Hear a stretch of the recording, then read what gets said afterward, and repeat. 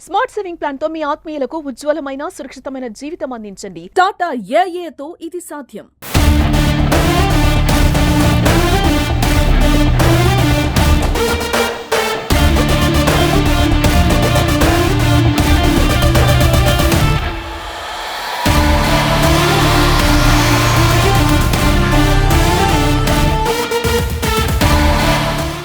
ముఖ్యంగా మీకు తెలవాలి, మీ వల్లే మేము, మీ వల్లే కాంగ్రెస్ అధికారము, మీ వల్లే ఇవాళ రేవంత్ రెడ్డి గారు ముఖ్యమంత్రి, మీ వల్లే ఇవాళ ఫ్యూచర్ లిస్టుగా నేను.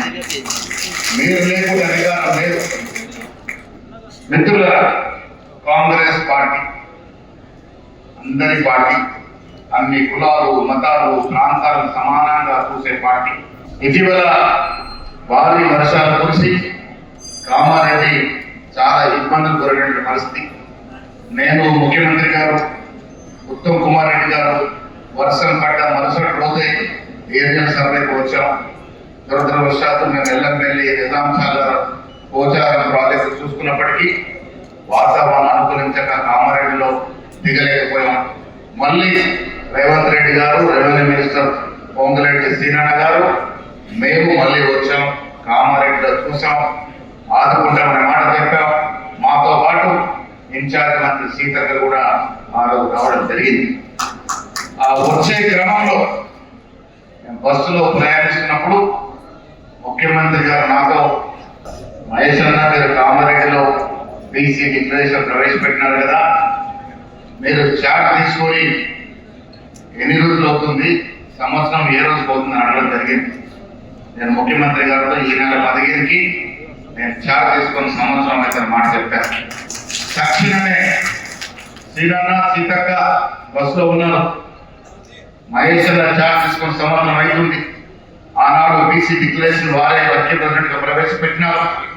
ఆయన సంవత్సరం అడుగుతున్నటువంటి పండుగ బీసీల పండుగలాగా కనీసం 1,00,000 తగ్గకుండా ఒక మీటింగ్ చేయండి అని పెద్దలకి సూచించడం, బస్సులోనే ఆ తేదీ నిర్ణయం కావడం జరిగింది. ఇవాళ మీ అందరిని ఎందుకు పిలిచాం?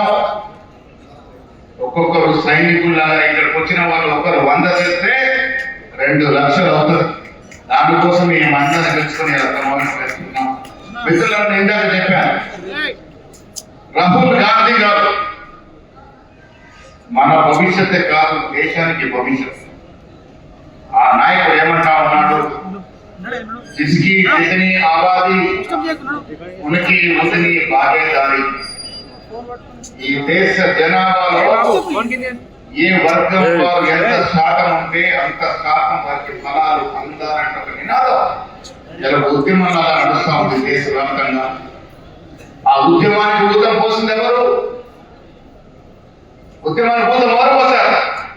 రేవంత్ రెడ్డి గారు. ఒక రెడ్డి బిడ్డ ఉండి కూడా ఈ రాష్ట్రంలో మొదటిసారి కుల సర్వే చేసి 19 తర్వాత మళ్ళీ కుల సర్వే దేశంలో జరిగింది అంటే తెలంగాణ రాష్ట్రంలో జరిగింది. ముఖ్యమంత్రి రేవంత్ రెడ్డి గారు చేస్తున్నారు. రాహుల్ గాంధీ ఆకాంక్షను ముందుకు తీసుకెళ్లినారు. కుల సర్వేలో తేలిలేని బీసీలు ఈ రాష్ట్రంలో 56.33% ఉన్నారని, ఎస్టీలు 15%, ఎస్టీలు 10.2%, ఎస్సీలు 17%, మరొక అగ్రవర్ణాలు 10-15% ఉన్నారని ఇది కుల సర్వే ద్వారా శాస్త్రీయబద్ధంగా తెలిసినారు. బీసీలకు 42% రిజర్వేషన్ అనేది కామారెడ్డి గడ్డ పైన కాంగ్రెస్ పార్టీ ఇచ్చిన డిక్లరేషన్. రేపు జరగబోయే సభ ఈ 2 సంవత్సరాల కాలంలో కాంగ్రెస్ పార్టీ ఇచ్చిన మాట ఏ విధంగా కట్టబెట్టుకునే ప్రయత్నం చేసిందో చెప్పడానికి ఈ సభ. మిత్రులారా, రేవంత్ రెడ్డి గారు రెడ్డి అయినా, పొంగులేటి శ్రీనివాసరావు రెడ్డి అయినా, మా సీతక్క ఒక గిరిజన మహిళ అయినా, శ్రీధర్ బాబు గారు ఒక బ్రాహ్మణ అయినా, భట్టి గారు ఒక దళితుడైనా, ఇలా బీసీల వైద్యత వర్ధిల్లాలని చెప్పిన మదన్మోహన్ రావు వెలుమైనా అందరూ కూడా బీసీల కోసమే తప్పిస్తా ఉన్నారు. 42% రిజర్వేషన్ కావాలని కోరుతా ఉన్నారు. మా షబీర్ అలీ మైనారిటీ అయినా ఎందుకు ఈ గాథ కోరుతా ఉన్నారంటే కాంగ్రెస్ యొక్క సిద్ధాంతం. రెడ్డి అయినా, వేలమయ్య అయినా, ఎస్సీ అయినా, ఎస్టీ అయినా కాంగ్రెస్ మూల సిద్ధాన్ని కట్టుబడి ఉంటాం కాబట్టి ఇలా పొన్నం ప్రభాకరో, సురేఖలో, మా డాక్టర్ శ్రీయారో ఆది శ్రీనివాసో కాదు. దీనికి మద్దతునిస్తుంది సుదర్శన్ రెడ్డి గారు ఇస్తా ఉన్నారు, భూపతి రెడ్డి గారు ఇస్తా ఉన్నారు, మా కళా శ్రీనివాస్ గారు, మా బుద్ధి గారు ఇస్తా ఉన్నారు, మా లక్ష్మీకాంత రావు గారు ఇస్తా ఉన్నారు. ఎందుకు ఇస్తా ఉన్నారు? ఇది కాంగ్రెస్ పార్టీ ఇచ్చిన మాట కాదు.